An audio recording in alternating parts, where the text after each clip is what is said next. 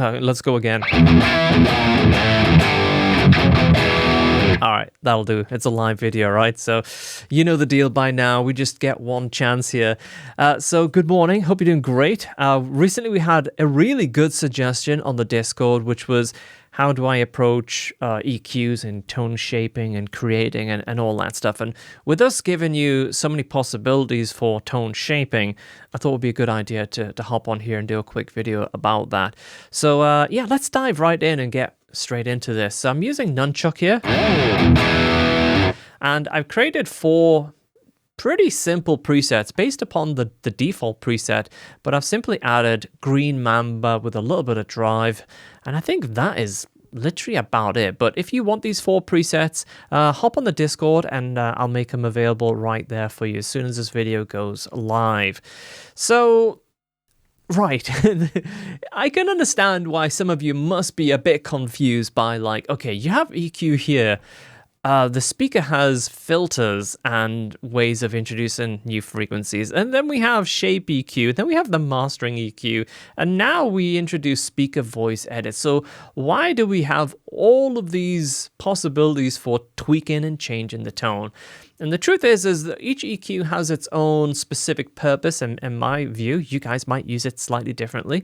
But for me, when I load one of our plugins, I don't want to have to go to FabFilter and SSL and blah, blah, blah, blah, blah. I want it all available to me right there.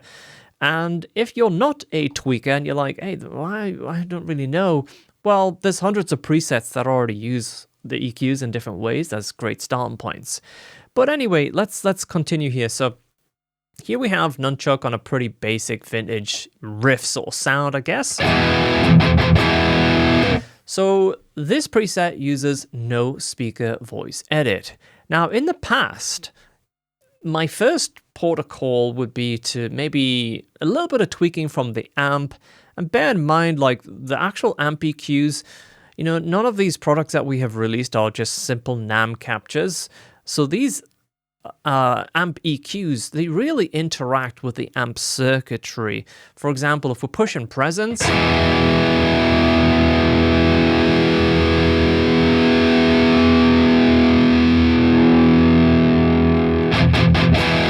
you actually feel the gain responding because it's all interactive.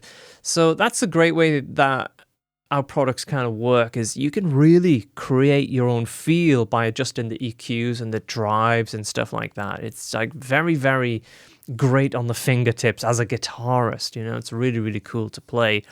Where some of those NAM profiles, it's just like a static in time capture, and it's like, it is what it is, you know, but you don't really get to really deep dive on the feel and response and stuff, you know. So I still think it's a really good idea to perhaps start with the most obvious EQs, and that's the amp that's on the amp. Sorry, that's the EQs that's on the amp, because, you know, if you want to take off some bass,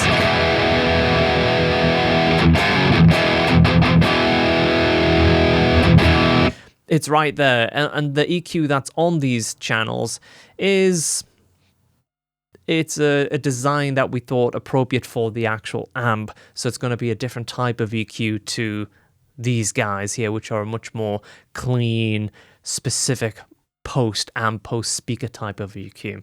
So, you know, definitely get familiar with the different ways that you can use the actual EQs on the head itself. But this is kind of cool. So here we have no speaker voice edit. We go to the next preset. Everything else is exactly the same, but just listen to the difference. Let's go back.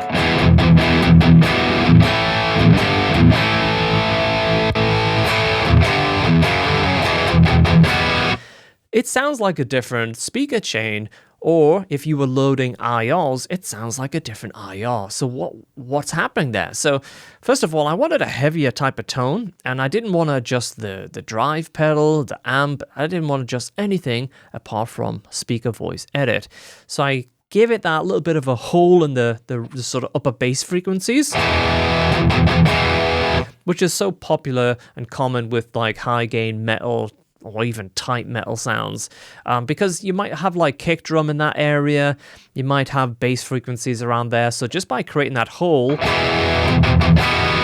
And it's only like 555, so you could really exaggerate that, but we're going to stick with like more modest amounts here. So -5, -5, -5. And then to give it a little bit more kind of throatiness, I've tweaked the mids ever so slightly, but I've done it really gently. I haven't really gone like with one frequency like that. I've kind of kept them in little subtle lines, right? And I think that's a good approach because it helps to just keep it really, really natural sounding. So if we turn that off, much heavier, you go wide on that. Maybe a bit more gain.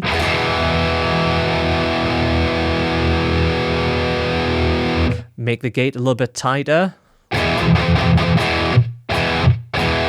More gate. Okay, now I can hear a little bit of room, so we could turn that room off and make it really dead.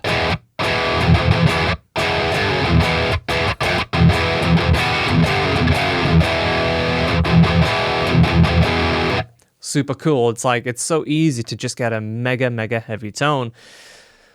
So that kind of is, in a nutshell, the power of speaker voice edit. It stops you from having to go searching down that rabbit hole that we've all done so many times of IRs and like just, I'm looking for that perfect mid-range. Now you can just create it yourself. And bear in mind that this is just from one of the 20 speakers that's in Nunchuck, for example. So if we started off with this speaker, it would be totally different. And then we'd have to play around with those frequencies and really hone it to what we want from there. So we're going to go back to the no speaker voice edit here, just the default little preset that I made with that drive pedal on. And have a look. So we have resonance and air. So the way I would use these is I would use these way, way more subtle. I tend to not have presets like that and like that, for example. Really, really gentle. Like if I'm playing and I just crank up the presence or the treble, and I'm like, I just need a little bit of pick attack. You could hear just that little movement. It's enough to like really bring out the pick attack. I'm going to go back to just the default save preset. So the resonance and air, I do tend to use those very, very subtly. The filters, however, I'm a little bit more aggressive with those. So for example, let's say we do have a really heavy track. We've got this version of the tone. Sounds great by itself. You've cranked the gain a little bit more. You've got that gate tight. But in the context of a mix, might be taking up a little bit too much energy on the bottom end, and that's where the low cut and high cut can come in and really just get rid of some of especially the low frequencies. So what I like to do is basically hit a chord. Obviously, right there is a little bit extreme, so I dial it back just so I can feel like I've got that force back in, but anything below that is going to be like ultra low frequencies. So that really is very helpful in a mix. So about 4 on this preset. Feels like we've got enough bass, and if you hear that in context with like a kick and a snare, well, a drum kit and a bass, it's probably going to sit very, very well. So let's just go back to that load status. So that's the speaker section, but then we also have shape EQ and mastering EQ. So if you think about it like this, speaker voice edit is like the ultimate surgical, create your own speaker voice edits, but you're riffing away and you just want that little bit of extra brightness, or you want to make a bigger cut. That's where these two EQs come in. The most gentle EQ is by far the mastering EQ. It only goes up to 6 and -6, so it's very gentle. The bands and shapes are very wide. So what that means is you don't hear the sort of frequencies too much. So for example, if I turn on the mastering EQ and I just brighten it up a little,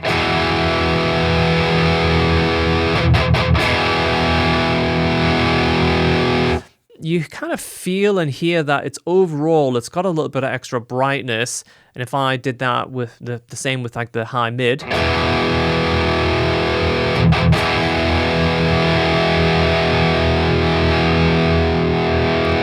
it's pretty subtle. You don't really hear like an individual frequency standing out. For example, like if I just took the 1K,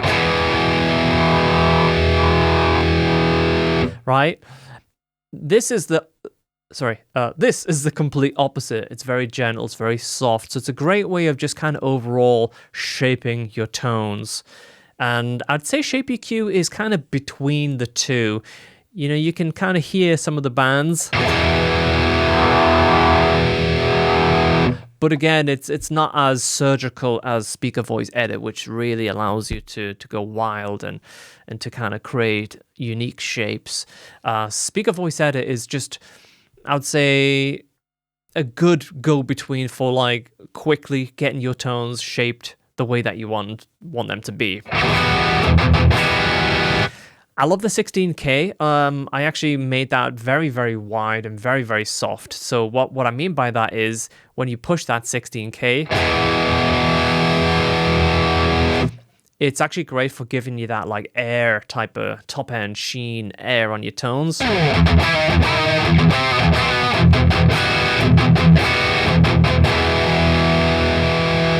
Let's say, for example, on this metal tone, I used Speaker Voice Edit to really cut a hole across those 3 frequencies. To do that with this default preset, which is not using Speaker Voice Edit, but to do that with Shape EQ instead, probably like maybe 250 and 150 and a little bit of, you know, like that.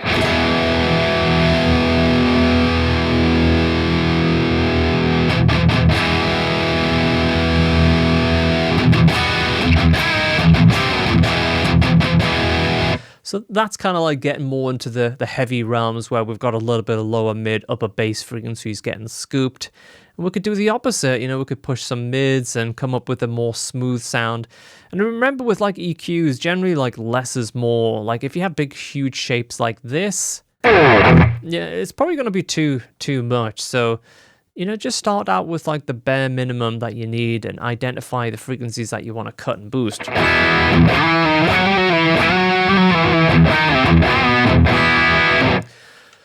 So the really great thing about Speaker Voice Edit, Shape EQ is if we reset it here, it has pre-post switching. So what that means is we can place it in front of the amplifier. You remember like back in the day, you might get like a Boss EQ or an MXR EQ and you put it on your pedal board. Your guitar's going into your pedal board and that pedal board's going into the amp. So by having the Shape EQ in the pre-position, it's a recreation of that type of environment. So the really great thing about that is if we put it into that pre-position, we can pull out some bass frequencies, really push the treble a lot, maybe push the volume a lot. Now if we turn that on and off,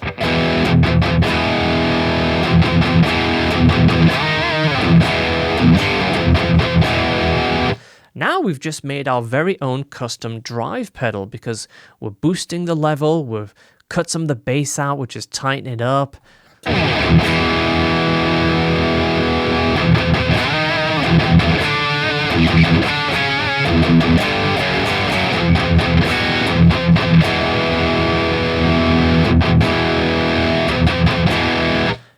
It's like, that's super cool.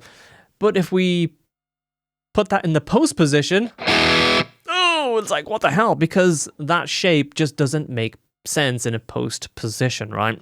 And what happens is with the post position is this EQ pedal is directly after this entire speaker chain. So this is when you're more back in the less is more type of movements when it's in the post position. But it's really cool to be able to have those crazy shapes and make your own drive pedals. It works so cool, and I love having that option. And now that we can complement it with like Speaker Voice Edit, it works, in my opinion, so well. It just gives you all the possibilities that you could ever want. So let's move along to a third preset that I made called Smooth Mids, and that's using Speaker Voice Edit. So again, there's no tweaks on the amp, no tweaks on the shape EQ or mastering EQ. This is just done using Speaker Voice Edit. Now to give you a tonal recap, here's the original No Speaker Voice Edit preset. Now with Speaker Voice Edit, sounds like an entirely different speaker, but what we've done is we've created a nice sort of smooth lead tone. We've taken out some bottom end, really fattened up the lower mids, and just gently smoothed out the sort of top frequencies. You take that tone, you put a bit of reverb and delay on it, you crank the gains up.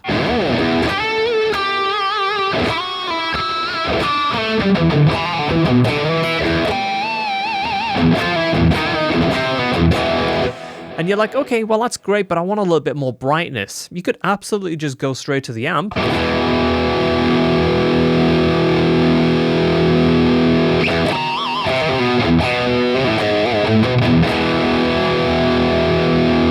Or introduce some shape EQ. Or master EQ.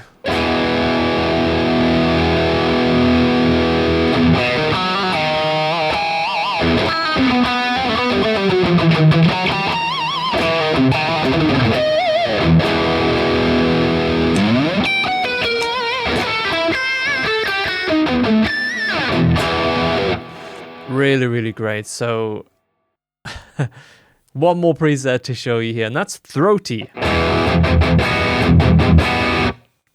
So again, this is just using exactly that same preset.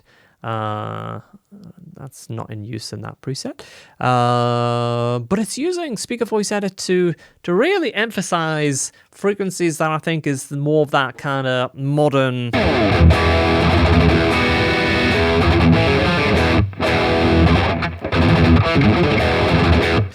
my riffs are terrible today. There we go, that's a little bit better. Well, you can really hear like the note separation, and it's just very nice. The mid-range is like popping through, but it's not that kind of harsh honky mids. So you can see that we're using Speaker Voice Edit to gradually increase some of the lower mids. And then we've got some interesting little tweaks on the top end here. For these kind of tweaks, I hold chords and I identify frequencies really quickly that I want to cut or boost. So in this particular instance, I wanted to kind of keep it pretty bright and airy with some nice low end, but not too much filthy, muddy bottom end, all the way down to those crazy low frequencies. And I wanted that kind of slightly emphasized modern mid-range, and that's it, you know. And if we just reload that preset, the throaty preset, that's all it's doing. It's just all done with the power of Speaker Voice Edit. Add a little bit more gain to take the room out of the speaker.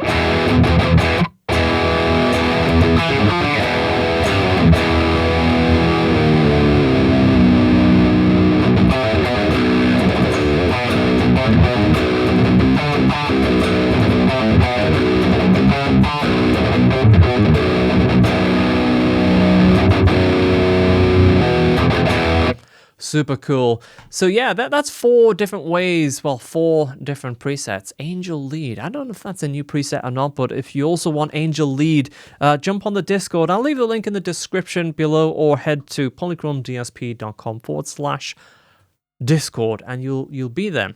So I wanted to show you one final thing before we wrap it up today, and that is extreme uses of Speaker Voice Edit. So I'm going to switch over to Nutcracker. Now, obviously, Nutcracker is all about the heavy tones, so the default setup for that entire amp and gain stage, it's all about furious furious tones. But if we load a clean preset, here we have Acoustic Magic Nuts.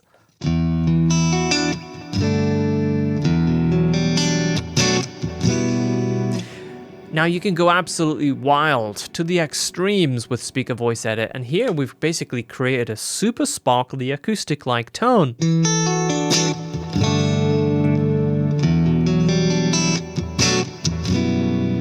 If we turn that off,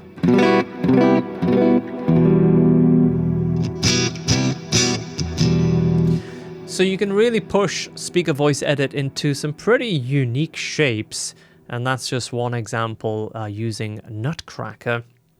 So there we go, guys.